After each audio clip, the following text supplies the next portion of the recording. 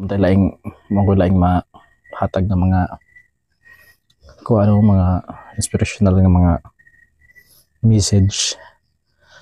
So since nagkuha na kita, nag-vlogger naman kita,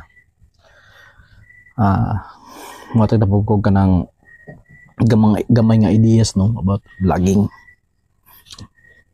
Kining kuan sa as a content creator, kailangan ni ginato nga linggo na atong pundasyon. So pundasyon, kung mas kitag pundasyon, nanadari ang pagkuan mo, pag unsay imong purpose, know your why, purpose niyo ba, unsay imong purpose nganong ningsod ka sa imong ningsod ka sa vlogging. So sharing your life nya para sa kuha magkuan ko matag mga inspirational nga mga experiences para pud nga katong mga feeling nga wala na kanang pag-asa, matagan po ka ng kuan gamay, malamdagan po siya gamay ba nga habang buhay day ta day natay pag-asa, samtang naginhawa ta napay tay pag-asa nya. Syempre know your why nya, namagid po ning mga gamit essential equipment. Unsa man ang essential equipment? So di ta magkailangan og kanang mga mahalon pa nga kanang selfie stick. Kung naratay cellphone, okay na na. Cellphone, internet, basic lang ba, okay na siya. As long as ang imong cellphone ning function ang camera nya, ang yung microphone dili guba, di ba? Nya kung ngit-ngit di sa inyo haway suga, di buntag ka magkuan, buntag ka mag-vlog. Or kung gabi manggaling, kung gusto ka maki-stress gabi, press akong ibuhat, nagpay ko kanang DIY nga suga naho. Ang suga kini akong suga ginasaksakan ako ni siya sa power bank, DIY na siya. Naman ni siya karon sa mga shop no, mga online shop, mga TikTok. Usually mapalit na siya sa Shopee, TikTok na. Tapos sa mga cellphone centers na siya makita yap ng mga lights. Ya tipid siya, mudagan po siya 3 days adi sa malubat, depende sa imong power bank nya. Pero kung na kay kwarta, mas maayo gid to nga napakay tripod no, kay labi na nang uso karon bitaw nga tripod bitaw nga kung wala kay cameraman, ikaw ra bitaw tripod nga mo titik og kanang nawong nga maana kay to musunod pud siya sa imuha, musunod siya mag asa kadapit mo posisyon mo adto pud siya didto, mo titik siya tao ba, kay gamit sab kaay na siya kung ikaw ra isa mag-vlog.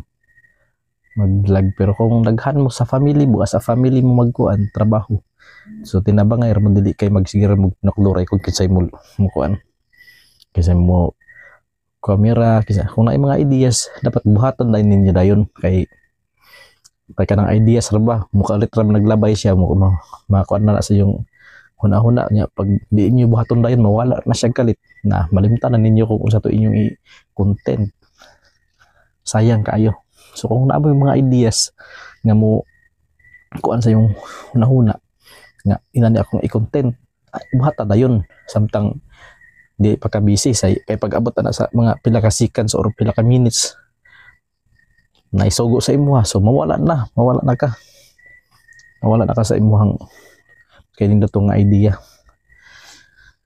So kanang basic nga editing skills no, importante kayo. Ako kay di man kukuan kanang hanas og mga editing nya, naman ang akong ginabuhat diretso ra gyud. Kung kapuya na ka, pwede ra pud na siya, kay wala man na problema. Pero mas nindot man gud tong nakay knowledge about editing, kay imong content is murag kanang ganahan ang mga audience ba, murag na mga effect ba na mga effects ana nindot baya paminaw no nang kaysa wala yun. Pero kini ako okay ra ni kay busy man ta, di man ta full time pud nga content creator, so okay ra pud sa ako Pero sa kuan uban kung kaya dapat na gid mo basic nga editing skills. Usually ang ginagamit nga apps ana is CapCut. Di ba CapCut ang ginagamit? Kaya na dito halos tanan katong mga sound effects, katong mga magkatawa, mga kuan, mag-uha-uha nga bata. Ang sapato nga sa inyong gusto nga labi nag-comedy na dito tanan. Mga sound effects dito kompleto na. Inyo ra nang i-search. Yan na po ito isa ka apps. So panako na kung sa itong apps katong gi-advertise gihapon dari sa Facebook. Kalimot ko kung sa itong apps. Pero CapCut pwede na siya.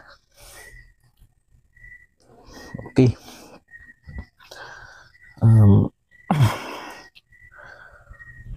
Moto siya no. Nya akong ginabuhat di ay sa akong vlog no is storytelling no kaning long video usually magid ko kanang mga kuan magid ko kanang laing na content, so mag storytelling na lang ko kay ako man pud isa diri so wala disturbo, pwede na ako ma-storyatan ng gusto na ako istorya. Storytelling ako ginabuhat.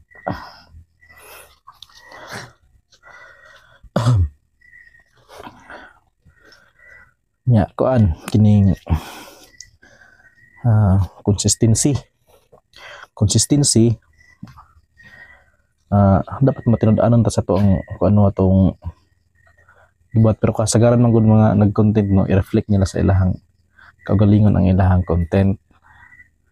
So kung nakuanan kung sa ilahang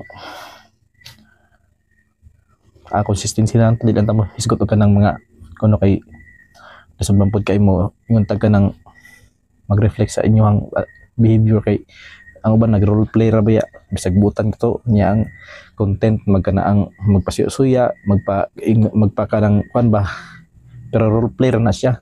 Sabtan ninyo ng mga vlogger ngingon anan kay role play ra gid na siya, di na siya ingon nga tinuod nila nga batasan gid, labi na ganang naingon nga nako ani kanang murag kuan ba kanang makaingon mo sa inyong judge mo nga hambugira man nga kuan ni nga content creator, role player na siya. Sabtar ninyo na i-like lang gyapon niya kung content creator mo. Ako nag-like gyapon ka na sa ila kay kasabot mga gusto lang ginabuhat.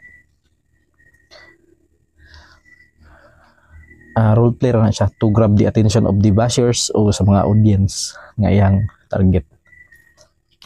Okay, consistency dapat kada adlaw gid ta mag himo og content, at least mag-post ka ng 2 to 3 videos. Long form isa ka long duha ka long form nya reels, photos, text, stories. Kana sa stories no pinaka simple lang stories kay ngano pwede na mo i-on tanan nimong mga post mabutang na dito sa stories, so di na ka maglisod og stories. Kapil biya gyapon na siya sa maka-income biya gyapon na sa bonuses, di ba? Sayang pud baya og inyo i-turn on, so i-turn on ninyo inyong stories no, patulo sa inyong friends nga expert. So hapit naman nag 9 minutes, so ako sang ikat ang video then proceed ta sa next nga video. Thank you.